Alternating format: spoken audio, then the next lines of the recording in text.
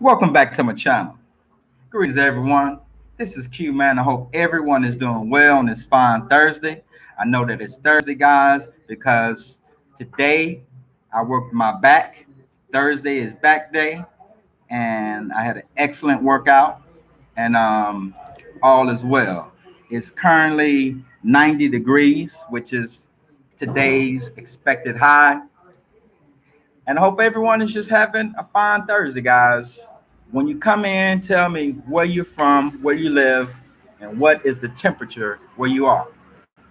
So, guys, I've been thinking about making this video for a while now, and the topic is what I don't miss about living in the United Snakes of America, KKKA, guys. What I don't miss.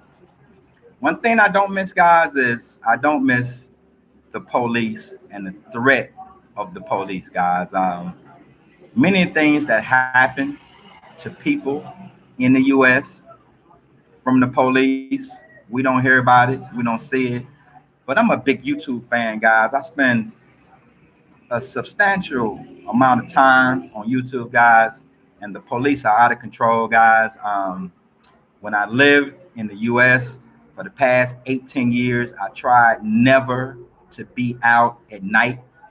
When it got dark, I was trying to be at the house, guys. So one thing I don't miss is the police and the fear of the police. The only time I felt safe from the police is from 1984 to 2006 when I was in the army and wearing that uniform. When I was in uniform, that's pretty much the only time I felt safe.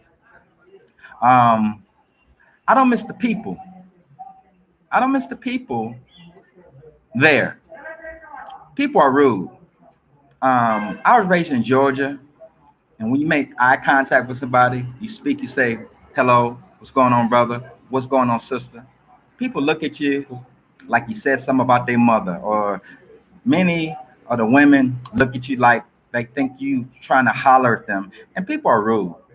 You hold the door for a young lady, she might not even look at you and say thank you because she thinks you're trying to holler at her. So the people are just rude, okay? People are just rude. Guys, I've had a car since I was probably 19. I bought my first vehicle. I'll never forget a burgundy Honda Civic in 1986. I was probably 19. And one thing, guys, I do not miss driving. I do not miss traffic. I do not miss the upkeep of a vehicle. I do not miss anything associated with having a vehicle, guys. I walk everywhere. If I need to go to Santo Domingo, if I need to go somewhere far, I catch an Uber and it's dirt cheap, guys. It's dirt cheap. So, guys, um, although a vehicle is a very great convenience, and one day after I build a home in another area, I might have to have a car. But guys, I do not miss driving. I do not want to drive again. Guys, so people who know me from Facebook, guys, for probably 18 years, guys, you have seen me cutting my grass every week, manicuring my yard, doing everything, man. And I don't miss it. Although I enjoy doing it, I enjoy doing that and seeing the finished product, guys. I do not miss cutting grass, guys. Another thing I do not miss, guys, I do not miss the temptation of fast food. Even though I've always worked out, I'm a healthy guy, I eat healthy, I cook. Guys, when I was living in the US, man, Popeyes, Whataburger once a week. I was gonna have it, okay? I was gonna have it, guys. That was my treat. Guys, I probably lost 20 pounds since I've been here. So I don't miss fast food and the temptation of fast food. Guys, I don't miss the weather. So everyone who's coming in now in the live feed, as always, guys, after I do my presentation, I'm gonna come in, shout you out, say hello to you, and have a conversation about whatever you want to talk about. But guys, one thing I don't miss is the weather, okay? Some people like the change of season, the fall, winter, spring, summer. I don't like no, guys, I was in the army. I slept outside a lot in all type of weather. I had frostbite before, guys, so I don't miss the weather, guys. I don't like wearing a coat or a heavy jacket. I tried to wear sandals and shorts for as long as I could when I lived in the United States. I don't miss the weather. I don't ever want to be cold again. Guys, I don't miss how expensive it is there, okay? Guys, my rent and utilities all together is about 750 everything. Guys, I can't remember the year where, and I live in a nice place. I can't remember a time in my life. It was the early 90s where I paid 700 bucks to live somewhere, okay? Okay. Also, man, in the United States, you have gas bill, electric bill, you have trash and sewer. You have all these bills you gotta, guys, because it doesn't get cold here, I don't have a heat bill, okay? I have air conditioning, but guys, I never turn it on.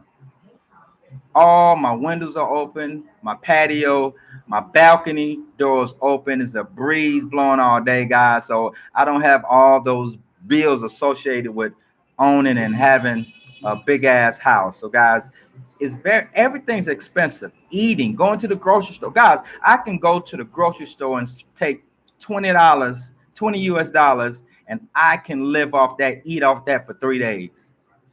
If I want to go out and eat and have breakfast, 150 pesos, $3. If I want to go have lunch, 200 pesos, guys. If I want to go out and have dinner, it could be anywhere from 400 to 600 pesos. If I want to go somewhere and eat really nice, 800 pesos. About 14. Guys, very, very, very, very cheap to live here. Everything is very, very cheap to live here. Guys, this is probably going to be number one on my list, guys. I don't miss the stress of living in the United States, man. I listen to me, man. When I moved here, it was like I had a 30-pound weight just on my head. And after about 3 weeks, guys, I felt it. I felt it. I felt it just coming down, and falling off, guys. I don't have any type of stress because I don't do nothing I don't want to do. I don't deal with nothing I don't want to deal with. So, guys, I don't miss any of that, guys. I don't miss the division over not wearing a mask. No one here looks at you crazy if you don't have on a mask. You're not gonna potentially get into a fight if you don't have a mask. You're not gonna potentially end up dead because you don't have on a mask, or because you're a Democrat or a Republican, or because you're black or you're white or you're Mexican. No one is gonna confront you about any of that. Okay, just the whole separation thing of people, man. Guys, this the I don't miss the fact that people with big houses and nice houses and money think they're better than people who don't have that. People are treated based on their neighborhood, the car they drive, and how much money they have. People with all those things in the United States, they look down on people who have less than them. Where I live, guys, I live in a poor community. There are people walking. There are people riding bikes. There are people riding motorcycles. There's people riding in Range Rovers, Jeeps, Porsche, Mustang, Hellcat. They got everything here, and nobody treats nobody differently based on what they have. Even the poorest people are nice and friendly. You go to some people's house, man, they don't even have running water, okay? They bathe with buckets.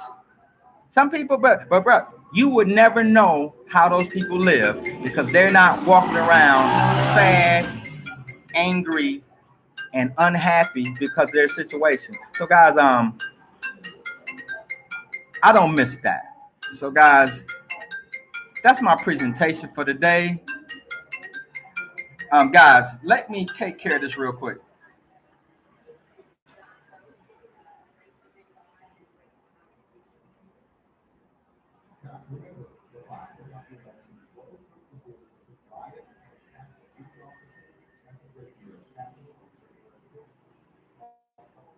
I apologize.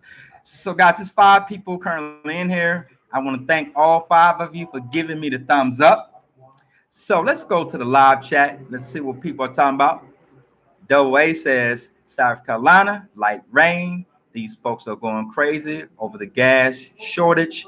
Just crazy. I appreciate you, Double A. I understand, and people should.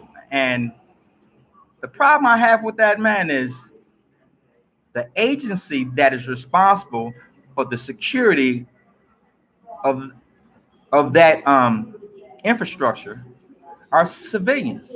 It's not a government agency. So they need to fix that. They need to. There's no way that someone should be able to hack into something so important. Okay, that's crazy. So Sewer Sasquatch, what's up, guys? What's up, my brother? That's a funny name. You must be a big dude. Jamal says, "What up, Q? What up, Jamal? I hope all is well." Penny Stock Investor says, "Thanks for the advice." You're very welcome, man. So, guys, this is going to be. I didn't expect this video to last this long, guys.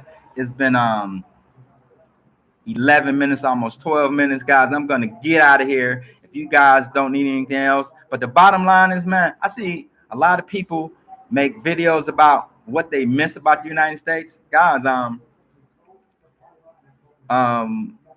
don't miss nothing because I moved to a place that has infrastructure used to what I'm used to seeing and experience. You see all these people who moved to Africa and they're sad as hell. You see people, listen, if you're used to a grocery store and a Walmart and you move to a place that don't have a grocery store, you used to go into a grocery store to buy your groceries.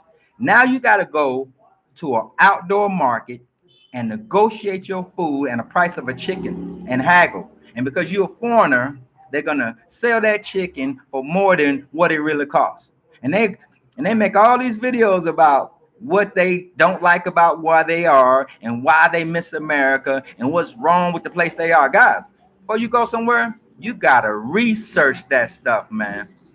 Anthony D, okay, DD, nah, okay. I'm not sure what you're saying, but guys, so I didn't feel the need to make a video about what I miss about the United States. Now, some people say, well, why didn't this guy say anything about his family? Does he miss his family? Guys, let me remind you something about me. I went in the army in 1984 and I got out in 2006. So I've only lived around. So Anthony D, okay, DD says, I agree, bro. Thank you very much.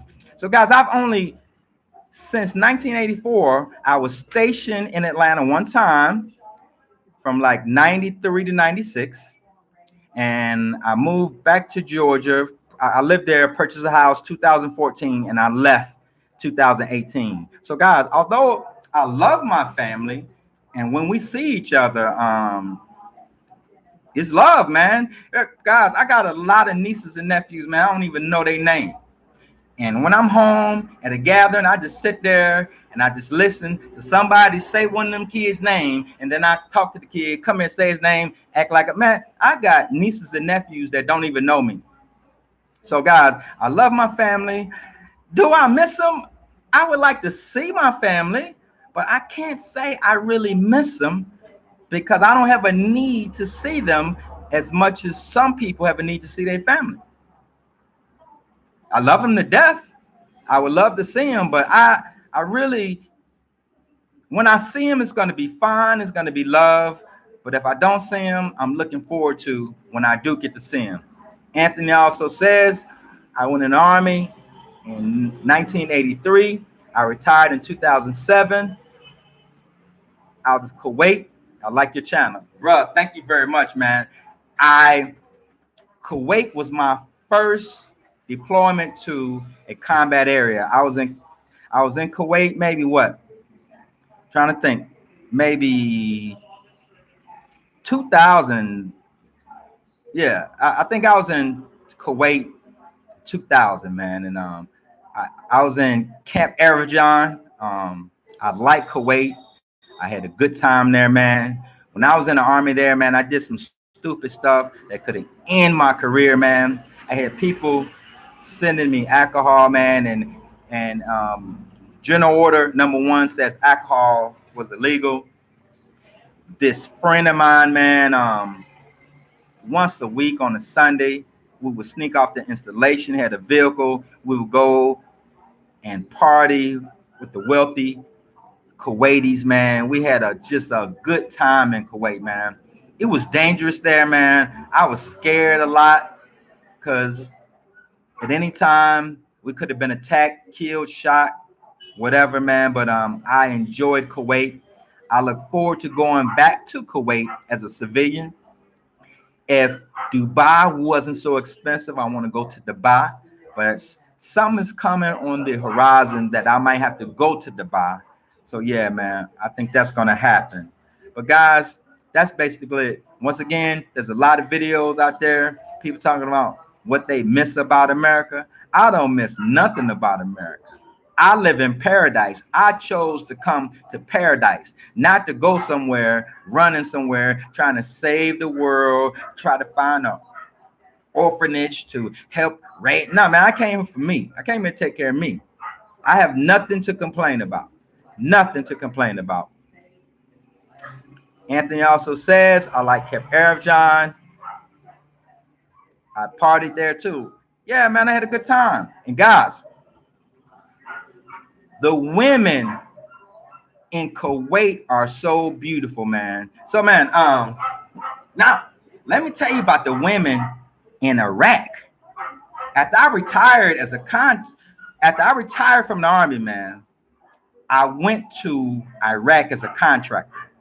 I was a biometrics guy. I was the guy who every civilian who came onto a military installation in Iraq, I made this card for them, an ID card that allowed them to enter the military installations in Iraq. Okay, it had their biometrics on it, their fingerprints, their eyes,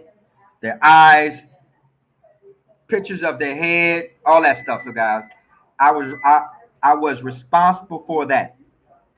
So one day, this lady came in who required access to the military installations, and women over there, everything has to be covered up. Their hair, you can't see their feet. Everything's covered up. Face. So this woman had to take everything off. So everyone else in the room had to leave out the room, so they could not see her. Other people working in the office. When this lady took this stuff off her head, she was olive complexion. She had blonde hair and she had blue eyes. And she spoke English. Man, this woman was so beautiful, man. I couldn't believe how beautiful this woman is. I just thought I'd share that story with y'all. Anthony D also says, I was a contractor too after retirement for MPRI as an advisor to the Iraqi army. Oh man, bro. I worked for Dying Corps. And then Dying Corps lost the contract to another company I worked for, guys. I can't remember. And they were a piece of shit. So long story short, after I plan on being in Iraq for 5 years and bank that money because guys, I was making a lot of money, but I had a 5 year plan, man. And after 3 months, man, I got shot in the head. I got shot in the head, man. So the day I got shot in the head, man, I had to walk around to all the medical treatment facilities and try to get me some medical care. So I'm holding my head and I'm walking. I get to the clinic that's supposed to treat contractors, right? And it's right when a shift is about to end. And the guys who's about to, and it was ran by U.S. Army medical personnel. They were debating who's gonna take care of me. The guys who getting off didn't want to do it, and the guys who coming on telling them, hey, our shift don't start till such and such time. You need to do it. And they were actually arguing. And the reason that happened was because, man, there's beef between the military and the contractors.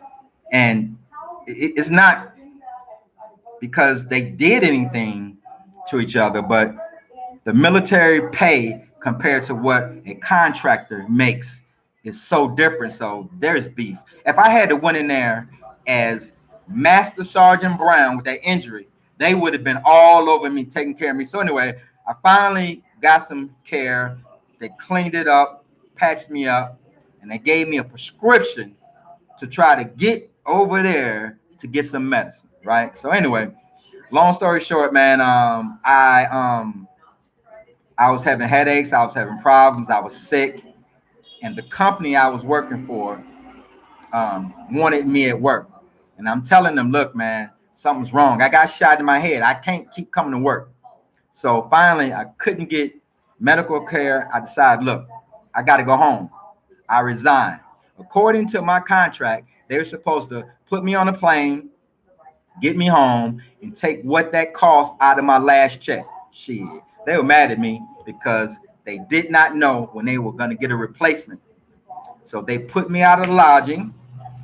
They didn't give me transportation to the airport. They didn't give me a letter saying I cleared the base that authorizes me to get on an airplane to get out the country. No. So what I had to do was get my stuff. They put me out the lodging, and I had to make it to the airport by myself. When I got to the airport, I got inside. I stayed there for 2 days. You know why? I didn't have a letter to get on a plane. So the guy who was running the manifest to put people on the plane to get out the country, Army guy, E7, and he had on a recruiter's patch. So I was a former recruiter. I engaged him. I told him what happened. He saw my head. He said, sit over there. I get you out of here as soon as I can. It took 2 days, and as often as he could, if there was an extra box lunch, he gave me something to eat. And I sat over there for 2 days. And after the second day, he came to me. He called my name. He said, come on, just get in that line. Don't say nothing to nobody. And he got me on the plane. They took me to Kuwait. And in Kuwait, they took me to Arifjan. And from Arifjan, I had to take a taxi to the Kuwaiti International Airport. And from there, I had to pay for a ticket to go home to the United States. That's my story, guys. That's what's happened. Okay, so Mark says, needless to say, you didn't get her number. Nah, man. Nah, man. I did not get her number. And guys, you got to be very careful in foreign countries, especially the Middle East. It is forbidden for them to have sex before they get married. Her brother or her daddy could kill her if she found out that they're messing with an American or Kuwaiti and anything and have sex. Over there, man, if a woman on her wedding night don't bleed, her husband can kill her because it's suggesting that maybe she's not a virgin. I didn't want her number, bro. Anthony, NPRI lost a contract too, and I came home because the new contracting company wanted to cut my pay by 25%. I said, no, hell no. Man, bro, these companies, man, make a whole lot of money in them contracts. They want to give you a little bit of money. You're right, bro. Anthony also says, was in Iraq as a contractor for 2 years. Man, I tried to do 5 years, man. I had a 5-year plan. When I was over there, man, I met couples that had been over there since the first war started. They have lodging for married people. Bruh, When I met these people, they were trying to go home because their bank was telling them, look, man, you got to come home. You got too much money in just a regular checking account. You got to come home and do something. We got to figure this out. Anthony D. Good content. Thank you very much. On that note, guys, it's 12 people in here. Only got 7 likes. Can I get 5 more people to smash that thumbs up? Please, guys. It helps my analytics a lot. It helps me out, guys. So I'm going to get out of here, guys. We're over 25 minutes. I did not expect to be here that long. Thank you for your support, man. I appreciate all y'all. Have a good one.